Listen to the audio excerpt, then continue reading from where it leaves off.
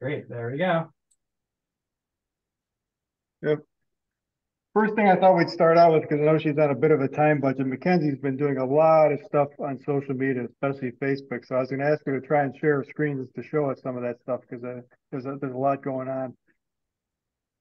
Yes, let me try to do that real quick. Okay. So The internet is running a little slow today. can you see my screen? It says you've started sharing, but that's all I'm seeing is black and white text.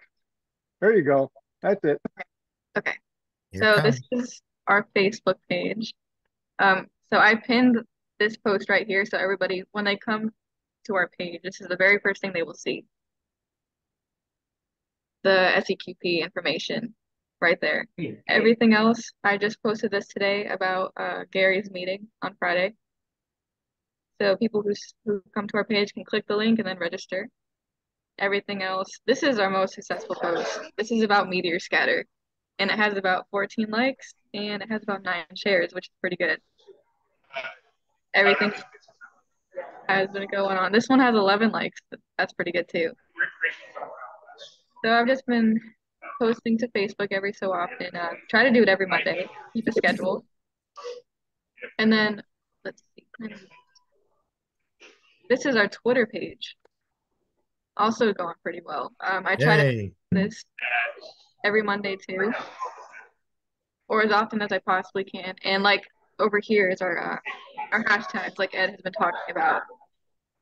So another thing I did want to talk about was Twitter Blue, but I know we want to keep this short today, so we can probably talk about that offline if you want to. But that's pretty much it so far. We also have a Reddit page. I won't look up Reddit, that's been doing really good. We also have Instagram. Are you considering any of the other Twitter alternatives? I think your audio is pretty low there again, Jerry. Please try it again. Give me a second, see what I can do.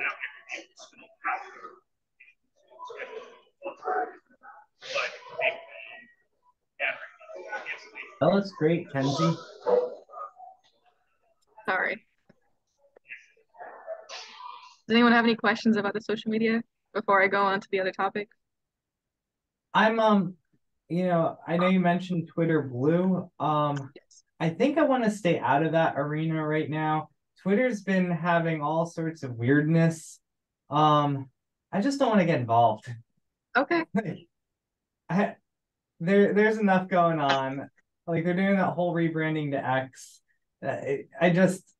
I'd rather just stay away from that right now. Okay, no problem. Okay, so for the other topics I have today, I did want to bring up that we do have 10 definite countries that have agreed to disseminate the SEQP information, and they are also currently doing that right now. So hopefully that can bring in more audience for us and more contesters. I am waiting on some people to get back to me, so as soon as they get back to me, I will continue to update everybody. Another thing is that, like I just showed you guys, we are getting some pretty good feedback with social media, and I believe that as long as we keep the constant posting, we will continue to gain followers and go up with the numbers, which is very exciting. And then the last thing I wanted to talk about was my plan is next week on Friday.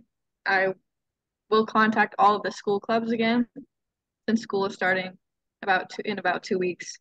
So I will be contacting the school clubs and requesting their participation in the SEQP, and I will also be contacting each of them on social media on my personal account to invite them to participate. And that's all I have for today. Excellent. Well, that's obviously a lot of work and time and effort you put into it. And I think it's paying off because, like you say, we're starting to grow everything. So it's going in the right direction. So you got to keep Ed and I got to keep feeding you content too. That's all. That's the game. That is the Ed, game. Ed, do you want to pick it up? Yeah, I'll just pick it up and I'll try to be brief today. So we did get a pickup this week from Amateur News Daily, which is a new post for us. Got a chance to speak with the editor and he said he'll take anything that we can give him. So as we move content I guess in terms of looking at some of the social media, we'll also be moving it to them as well too. Just like Amateur Radio Newsline, they've been really good in terms of picking up our material. So have sent a backgrounder over to the agency, Nathaniel. So a little bit more background for them to work on, a little bit more generic stuff in terms of stuff that they can post to some of the other media that are not necessarily selected in terms of looking at amateur radio or the scientific community.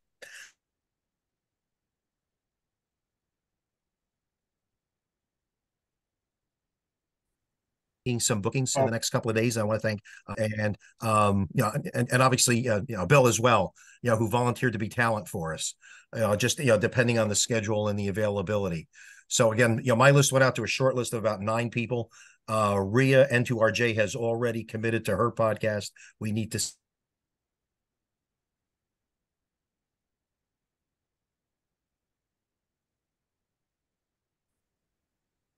I think Ed has a bad connection.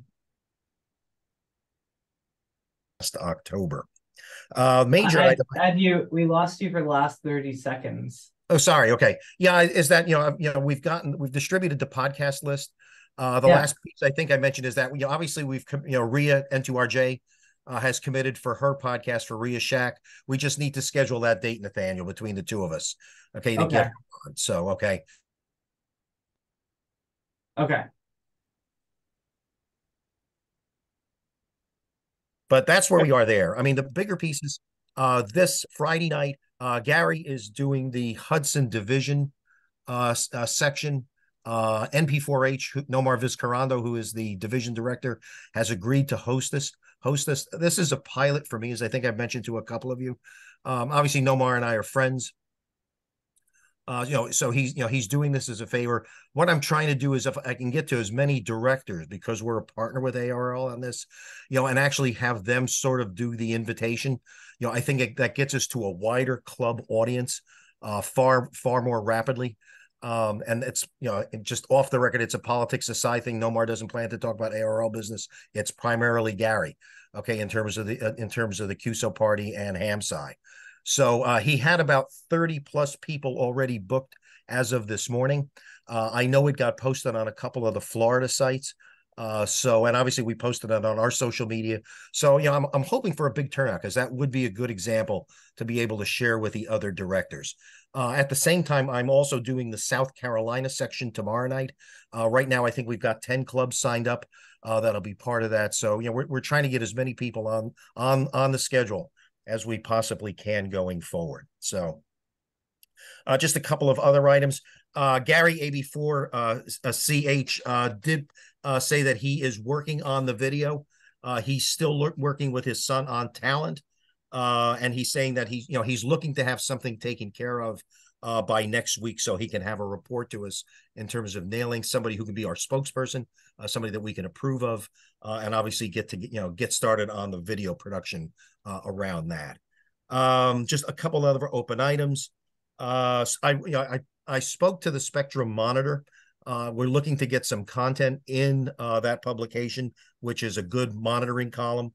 Nick and I have talked about it. Nick, I did the introduction there. I'm waiting to hear back about what they want to do. And hopefully it'll be a story that we can produce, much like we did for CQ. So that's the way I've sort of pitched it.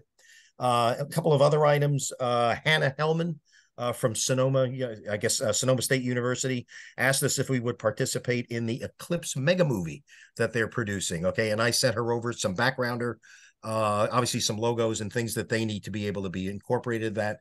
And she said that she will send a link for us to link to them once they've got that completed. And just a reminder too, is I'll be at Ham Exposition next week.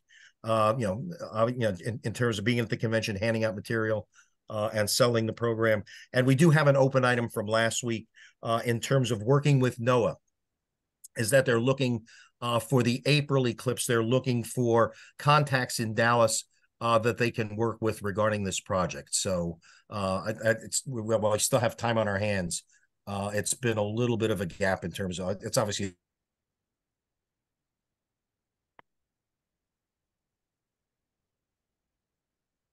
and obviously paying close attention Friday night.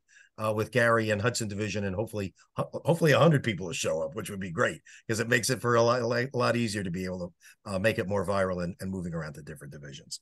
So that's where we are right now. Gary, back to you. Okay, see, you joked about the internet running slow, and it froze up on you about 3 times. Oh, so did it? I'm sorry. Yeah. No, we're okay. We Yeah. got the comments about Dallas and needing some help there. Was there anything right after that? I'll send you a transcript. There you go. There you go. No, it's good to hear all that stuff is moving ahead. Also, we should turn it over to Nick. I'm sorry, I forgot Nick there. And yeah, go ahead. Sorry, Nick. Okay, no, I'm not sure I have anything much to report in the way of results. I do have a sign up through the website from the IRCA information that we sent out. We have the two medium wave clubs in North America now know all about us through both Ed and myself. I've also moved into Europe. There's a European medium wave blog that's read all over the world. And she, the woman who runs that has very enthusiastically put up something on her blog about it.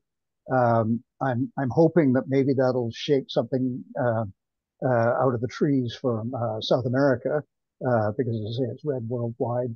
And there's also a British medium wave club that is running information. Now, obviously, I know that, the upcoming Eclipse is not a European one, but I think just in terms of getting general interest in what HAMSI is doing, this is useful. And there does seem to be quite a lot of interest over in that part of the world. So anyway, back to you, Gary. Okay, good, Nick. Thank you very much. And I know we did clean up a couple of things on the website last week. People have questions. Those now go directly to our Medium Waves account that you're watching. And you've now got access to the anybody who signs up, as you said. So that those two things can be checked off our list. Yeah, that's working well. Thanks, Gary. Okay, good. Couple notes for Nathaniel while we're here. Just a question on the recordings of the Zoom calls. It's nice. I get a lot of emails. I get people say, "Oh, I've been watching the Zoom calls. I can't make it, but I like to watch the recording." Is there anything you have to do to push them, say, from Scranton server up to YouTube? Because last Thursday when you weren't here, a couple of people actually contacted me and asked me why I wasn't on YouTube. Yes, there is something I have to do. I have to download it from a Zoom system, and then I have to put it up. And right now I don't know a way that I can delegate that responsibility just the way they have the account set up. So Okay. but I have over the past week I did get up last week's on there, so it is uploaded now. So Okay, I try to keep up with it at least a week at a time. No, that's perfect. I wasn't sure how that process worked, and I can understand how the access would be an issue if it's on Scranton's Zoom account. Yeah, because right now all the Zooms are done through so Scranton has a corporate Zoom account, and then they give everyone here their own little Zoom account. So all of these meetings are tied to my Zoom account, and I think I'm the person that can go get them. All right. Ed, I know Dr. Rife just showed up. I know, Pat, you're in Houston, but Ed, maybe you want to repeat your comments about the Dallas area, just because I know Texas is pretty big, but just for the heck of it. You mean which sites are we going to have in Houston? No. We've got Ed. Who was it that was looking for some participation for an event in Dallas? Ed. He's frozen up again. No, Noah is, and Noah. Ed was coordinating that. Yeah, Noah. They were going to be in the Cotton Bowl, I believe. Yep, that's it. And we haven't found any HAMSI members in the Dallas area yet that would have agreed to participate. So we're looking for Texans, I guess, is the way to look at it.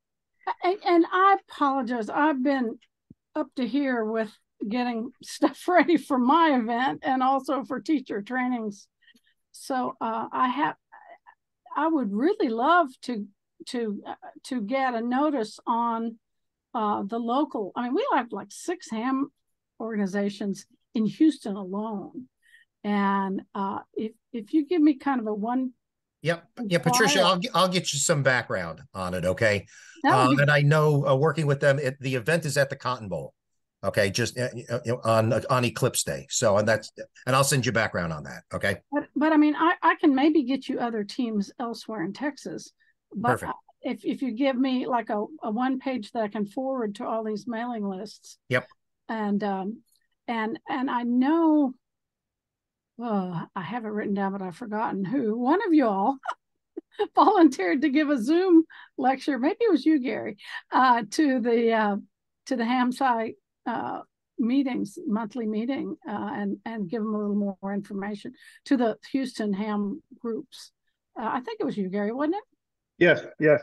Well, okay. the good thing is now Ed is signed on as our public information officer. We've got kind of a schedule of presentations and presenters too. We've got a mix. So if you guys can get together contact information wise, I'm sure we can put something together to make it work. Well, and if you're already doing a Zoom event, I could just publicize it too. But since you're really trying to recruit some more people from the Texas area, talking to them alone might be more advantageous. Sure. Gary, I might be able to help with that. How's that? Go ahead, Mackenzie. I might be able to help with getting some contacts in Dallas. Is there a specific contact I should go for, like for the NOAA contact? Who should I contact to? Yeah, I'll give you that information. Okay. Okay. Because we work with Kimberly Eves on that. So perfect. Okay. She was the one that contacted me. And we're gonna have maybe a network feed for the Eclipse outside of Bandera, Texas. So and I've got some folks that have land that's available if anybody wants to set up there. So I maybe can get some locations available. I think being able to speak to the clubs and stirring up more activity for the QSO parties in October and then in April would be wonderful. So if we can get people on the schedule, we'll definitely do that. Oh, okay. Hey, Gary and Ed. Yeah, Ron. Just a quick question. If we do presentations, do you want me to let you know, or is it like no big deal, just do them as you're doing them and you've got a million other things to track? I guess that's Ed's call. I mean, I prefer to have them than not, because we're keeping a list. So I think it's really good to document all the points of contact. Okay. I'll email you then. Thanks. Perfect. Thank you. I mean, don't let that hold you up, Ron. If somebody tapped you on the shoulder Thursday and said, could you do something on Friday? Go ahead and do it first. Say yes. Then, yeah. Okay. Got it. The other thing, while we're speaking of Texas, I was contacted by, or Hamside was contacted by one of the schools, the University of Houston. And Nathaniel, I did get back to them, did give them the information on the grape and some of the other things that you had suggested. So the U of H has their information, and hopefully we'll hear back from them. Okay. Social media, websites. Texas, Twitter. Okay, the other thing is we don't have that much activity going on with the SEQP scoring committee at the moment. Nathaniel, thanks for getting the GitHub account set up. Myself, Jerry's here, and Adarsh now all have access. Adarsh has started back in school, so he's not able to meet. He may pop in for a few minutes here and there on Thursdays. But to be frank, I'm more worried about spending my time on getting the grape one systems out and getting that set up before I go on vacation in a couple of weeks. So we may not have a lot of activity from the scoring committee until later in September. So hopefully that's okay with everybody. I think that's fine. Good. All right. So yeah, Ed already mentioned it's going to be a big night for HamSci on Zoom on Friday night between myself and the Hudson Division. And you're talking, Ed, to a group, I think in South Carolina as well. So we've got a couple of, we're doubled up on Friday night. So I think what the point is, I think all the promotion and all the activity is really paying off. People are coming to us in far higher numbers than I expected. So that's obviously a good thing. Is there anything on the science aspects of the SEQP and all that kind of stuff? I know Nathaniel and Gareth, I always like to give you guys a few minutes if you need it.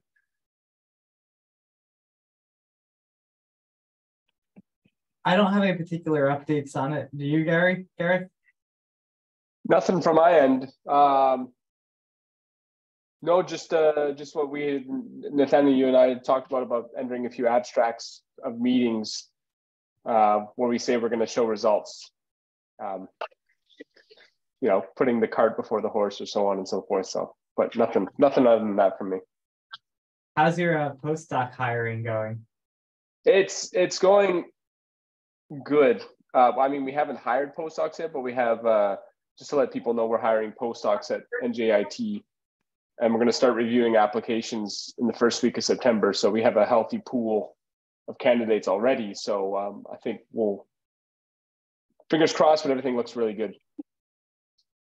And I guess the message to the group is if you know anyone who has a PhD in space physics, atmospheric physics, or a related field and wants to get paid for studying solar eclipse QSO party results, talk to Gareth. Let us know. Yep, let me know. Maybe Pat knows someone. Good question. I'll check out. All right. Great. Thank you. Thank you. Hey, Gary, would you take a citizen scientist question? Well, I'm sure somebody in the call would. Go ahead, Steve. So, guys, I posted something a couple weeks back, and several of you were kind to post back on Penn State undergraduate involvement and moving from a air spy receiver baseline where built-in AGC gets involved in terms of perhaps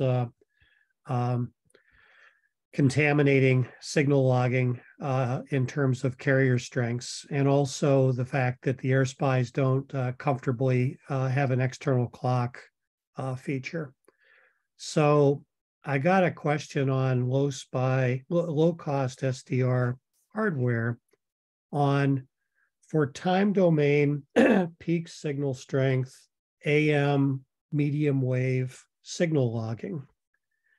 What's the opinion of the group of either RTL SDR version 3 in direct sampling mode, the new ELEC V5 in direct sampling mode, the new RTL SDR V4 that apparently has a built-in up converter, if you hadn't seen that news in the dongle.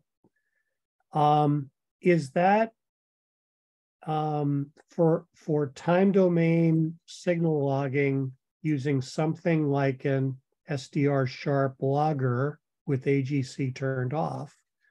Are those credible loggers for input to the study, or do you send me elsewhere toward SDR play or above? Open opinions, please.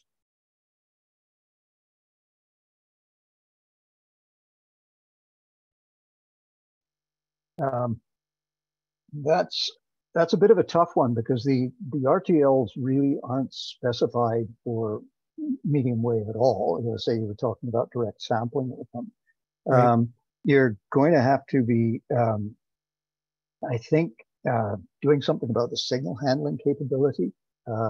You know, I think they'll be very prone to overload at medium wave, but I'm speculating here because I haven't used them. The thing is, I am in the medium wave world, and I don't know of anybody who uses them for that. You know, for medium wave DXing. Now, and I'm not aware of anybody trying to use them for instrumentation purposes, although I know that they're being used in the academic world. So I'm Yeah, I'm a little concerned about that. I can ask around and see if there are any sort of more informed opinions, but it really is quite a long way from what they're specified for. And because of, again, my ignorance, do they actually have, or do some versions of them have capability for using an external clock? Yeah, so apparently the V3 of the RTL SDR, it advertises a capability beginning at 0.1 megahertz upward in a direct sampling mode with SDR sharp for long wave and medium wave and above. Okay. Same with this new ELEC version 5 dongle that's released. And there's brand new news. Both of those you could use to purchase with a thing called a ham it up converter. Yes. That would take the HF and put it up at like 25 megahertz, I think, or 28. Yes. That option still exists, but there appears to be a new minimalist option for true blue listening at the lower frequencies with at least SDR sharp paired with it, if not other packages. Okay. And I do agree with you on the if you have nearby AM, you are probably wide open to a problem with overload issues. Yeah, it's more than nearby AM though. If it's wide open, we actually are more likely to suffer from nearby FM transmitters. Because it's so broad banded. Yes. And really any VHF transmitter that's nearby, and actually that's a heck of a lot more likely, and worse, it's a lot more undefined. You just don't know they're there until it happens. Whereas an AM transmitter, where they're assigned, where their location is, and the fact that they're not going anywhere. Yep.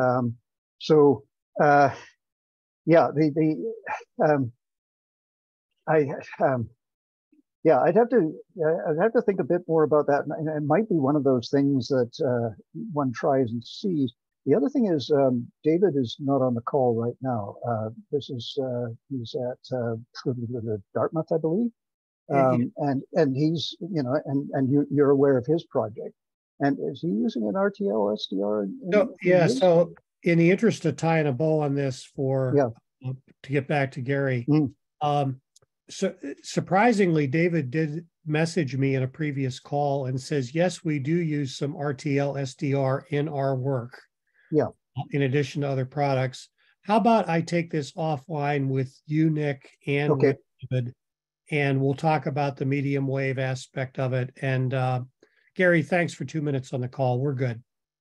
Okay, I had one or two comments on this. Please.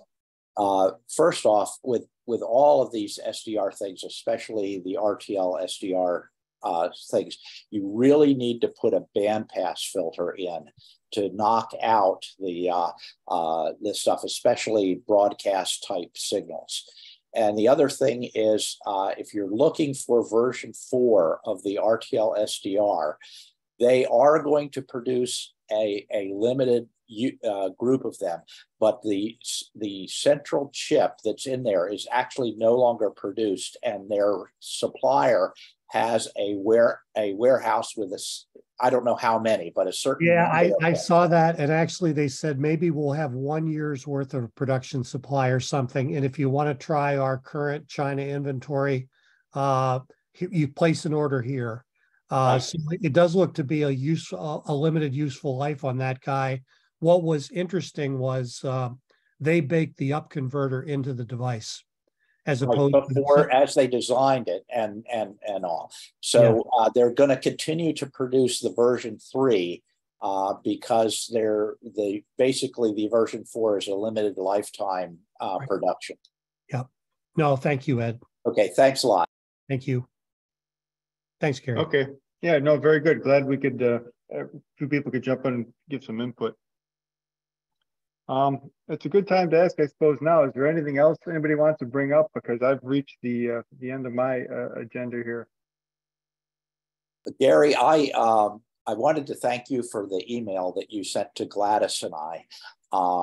And because now there's now a limited time period between now and October, which is the one of the eclipses, we're going to try to get set up with a whisper transmitter on a number of the ham bands for the April of next year thing. We're going to try to put this portable directly under the path of the eclipse, and we would be looking for reception reports of it.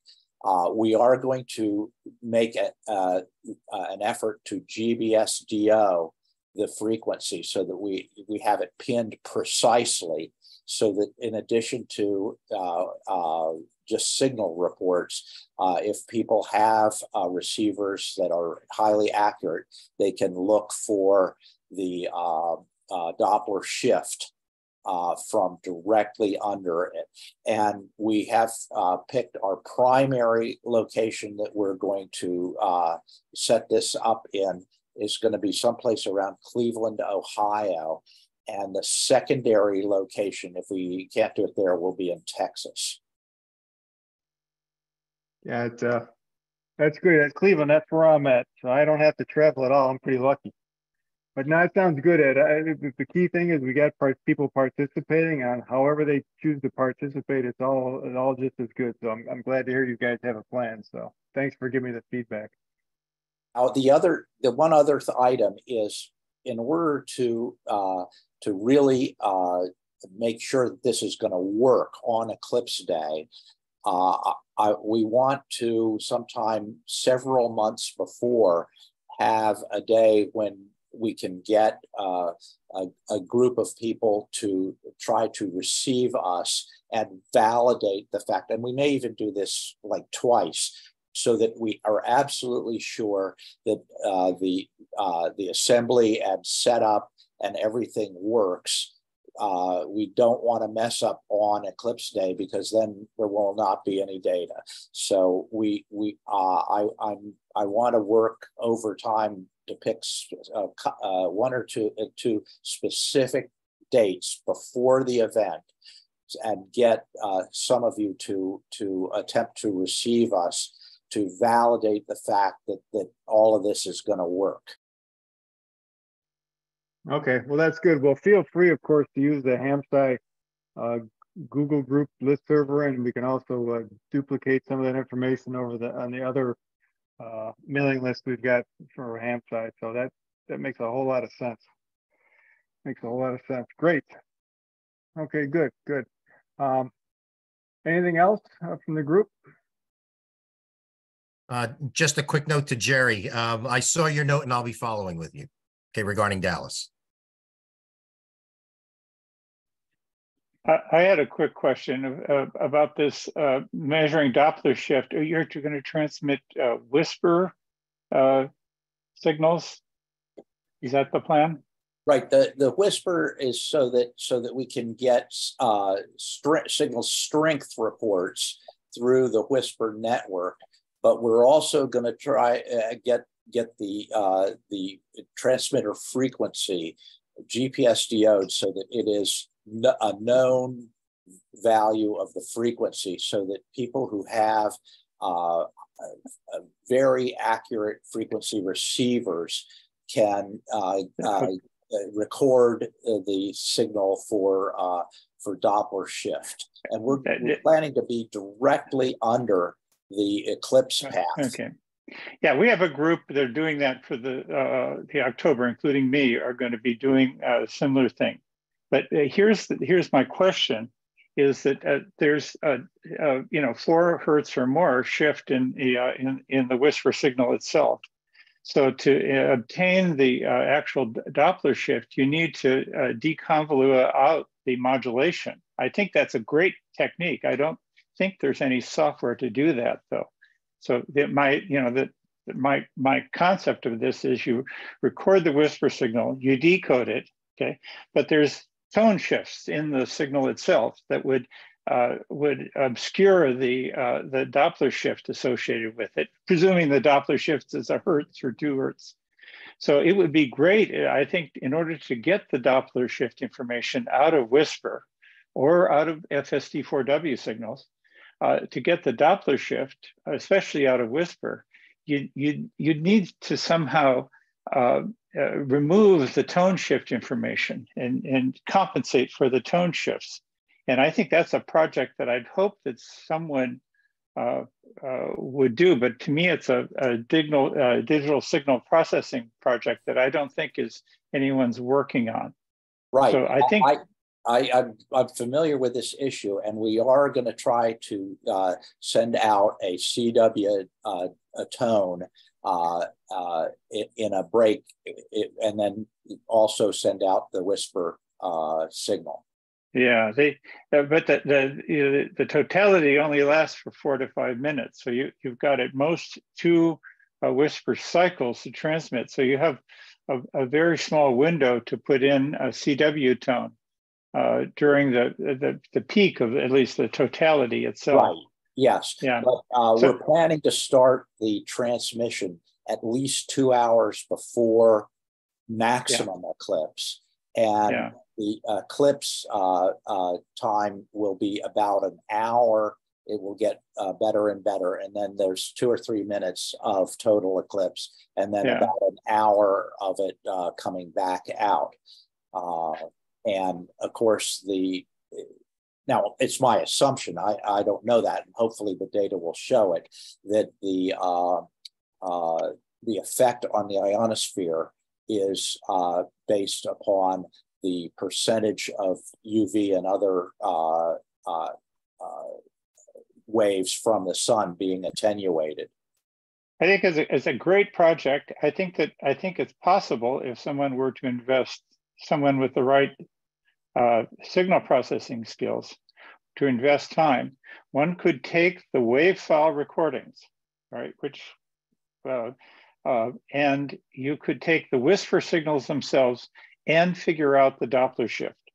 I think it's possible. You don't need to send a continuous tone, but that would, obtaining the Doppler shift from the Whisper signals themselves is I think a task that I would love to see someone with the appropriate skills work on. I mean, we're gonna be making those recordings during the October eclipse. So there'll be a whole archive of wave files that will have the Doppler shifts in them from transmitters along the path of the October eclipse. So there will be. Are you using just the standard Whisper transmitters that are out there, or are you positioning them directly under? We're going to be, there's about 5 of us that are going directly under the path of the October eclipse, and we'll be transmitting, most of us will be transmitting on all 5 or more bands simultaneously for the hours before and after. And all those wave files will be recorded from all the sites. Okay, so there'll be an archive of the wave file recordings from October that were received along the path of the October eclipse. But you could, but to get the Doppler shift information requires doing some processing on those wave files that Whisper itself, the Whisper decoder, doesn't do that processing. The transmitters will be FST4. So the 4 produces a spectral spreading number, which is analogous, is closely related to Doppler shift. So we'll have spreading information, Doppler shift information from the October eclipse, from the 4W transmitters. And although the transmitters and receivers are all GPS-DO, they're all Bogner disciplined. So there'll be a wealth of information from October. Right, that's the direction that I'm planning to go, is in terms of GPS-DOing. Yeah, but anyway, if you're interested in this and what we're doing, contact me directly. We'll take it offline. But this is, okay. I think there's a lot of data that's already going to be gathered in October. And October, of course, is kind of a preview for what we'll do next April. But if you're interested in this, there's a whole group of us working on this, exactly this problem of obtaining Doppler shift recordings from information from the eclipse for the hours before and after and during the eclipse. Okay, can you just send me a quick hi to ed@computer.org? Okay, ed@computer.org. Okay, I will send one right now, Ed. And COMPUTERD.org. Is that right? Just the word computer with a period after it. Yeah, okay. Very good. Well, anyway, anyone who's interested in Doppler shift during the eclipse, we're very interested in contributing to that. But there is a task that I think we have someone working on Ryan Toblum, I think is his name, has done some work along getting the spreading information and thus the Doppler information from the whisper signals themselves.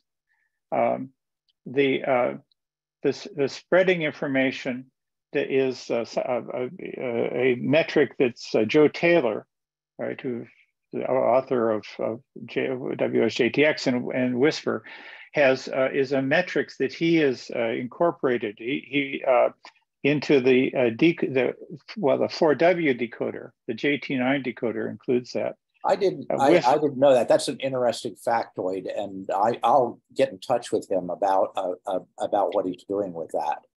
Well, it's not Joe Taylor. It's Ryan Toblum who's doing it. There is a Joe Taylor, when he put out the 4W, added the 4W modulation scheme, wrote a little info piece you can search for Joe Taylor and FSD4W, and he has that describes the tone spacings and the differences in the modulation techniques between Whisper and 4W.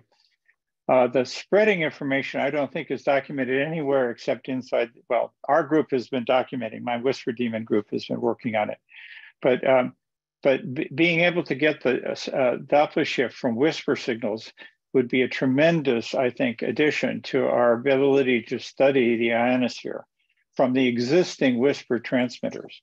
Right, and spreading is what I hadn't been thinking about. That's really a very interesting area. Yeah, well, I'll send you a link to that. We have some papers on how to use spreading to get insights into Doppler shift and to the ionospheric motion from the 4W information.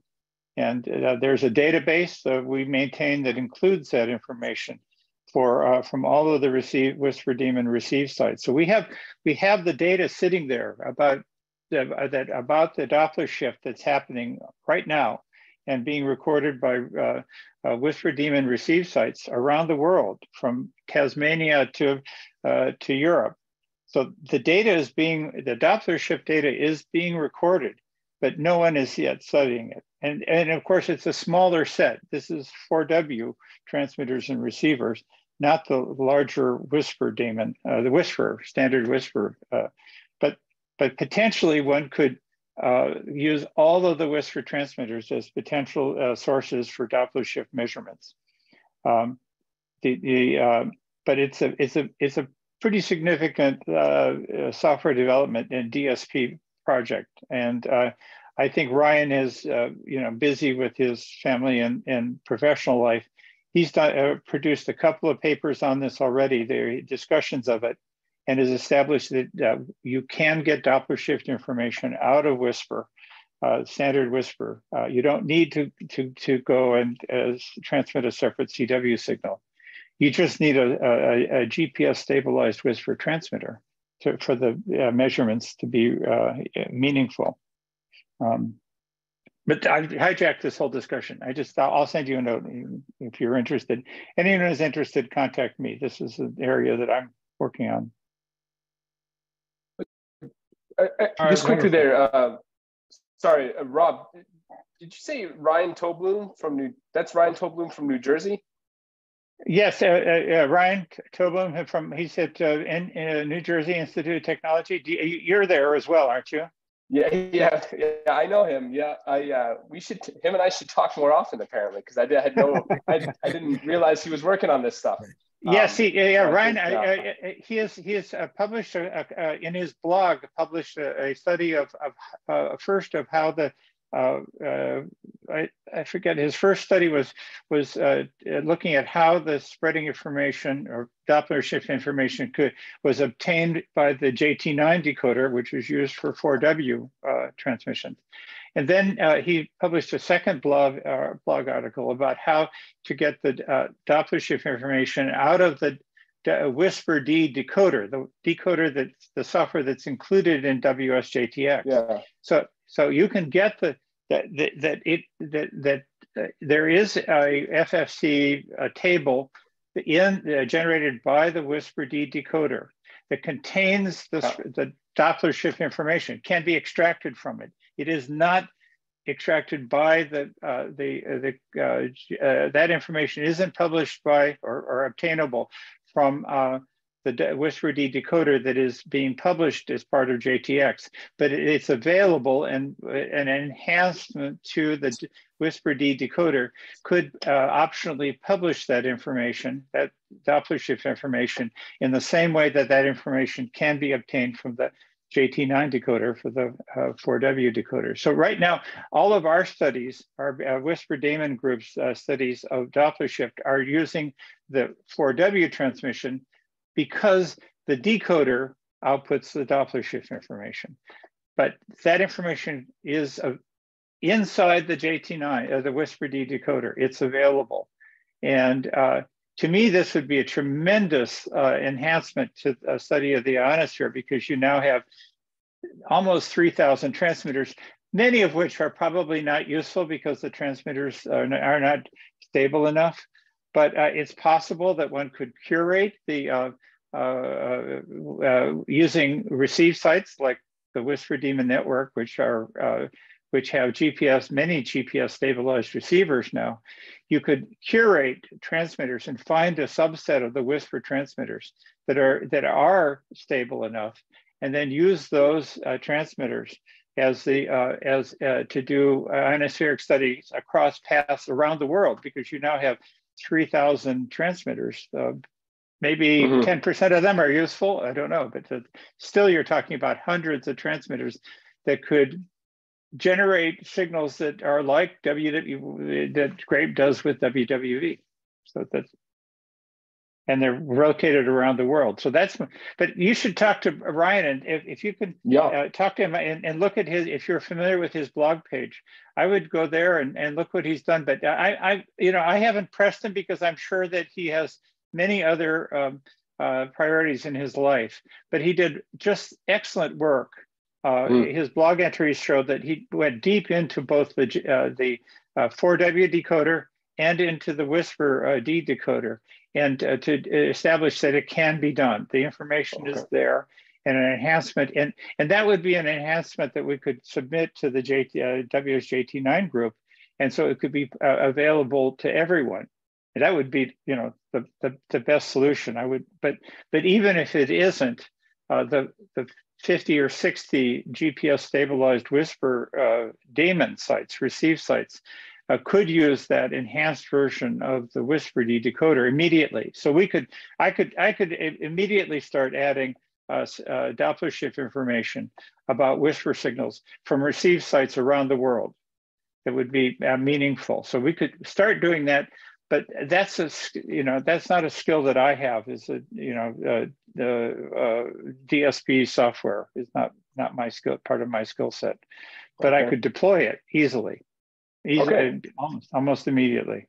Thanks for that information. I'll touch base with Ryan then for sure. Good, excellent. Good. All right, good.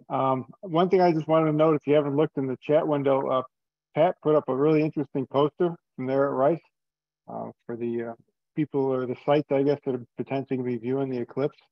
A lot of good information on that one, so it's worth a look and a download potentially. Okay, if that's it, we'll call it a wrap for this week. And everyone have a great weekend. Enjoy the last waning weeks of summer here, because we're halfway past the halfway point of August. And, Boo. Fall's my favorite season. So what are you going to Say do? goodbye to the heat. Yeah, we hope so. That would be nice. I'm Yeah. ready to say goodbye to 100 degrees. Tomorrow's high in Cleveland is going to be 69. So I'll be out on a bike tomorrow. That's what I'll be doing. So I would just like to say that poster is, if any, if it's kind of designed for businesses and parks and zoos that have no idea what's happening to them. And a lot of them are in that position. So please get the information out and post on Twitter or whatever. Because I went to the Texas State Aquarium in Corpus. I mean, right on the center line of the annular. And I said, what are you going to do for October the 14th? And they go, what's happening on October 14th?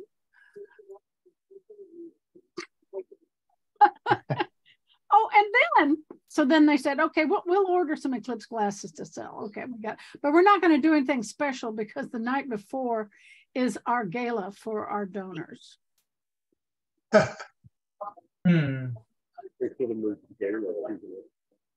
It's funny what organizations and places want to get involved in this.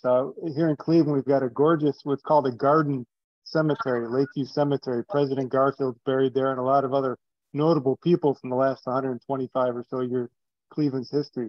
And they actually contacted me and said, hey, we want to do something for the eclipse. And I put them in contact with the Natural History Museum here in Cleveland. But I may send my friends there a link to this poster, Pat. That makes a lot of sense. Yeah, here. I'm just sharing it briefly. Here's the poster. It's designed for a 2 foot by 3 foot, or you can print it as a legal size. But it basically says, prepare for the sun, prepare for the dark, prepare for traffic, prepare for crowds, and prepare to engage and prepare to educate. And what do you do if it's cloudy? So trying to get their attention. Well, the Albuquerque International Balloon Fiesta is going on at that time. And I saw a report on a local TV station last night where their spokesperson said, yeah, we know about the eclipse. It's going to be a great coincidence of events. NOAA's going to be there. And of course, on the NOAA website, there's talk about amateur radio being represented. So we're publicizing it. Good.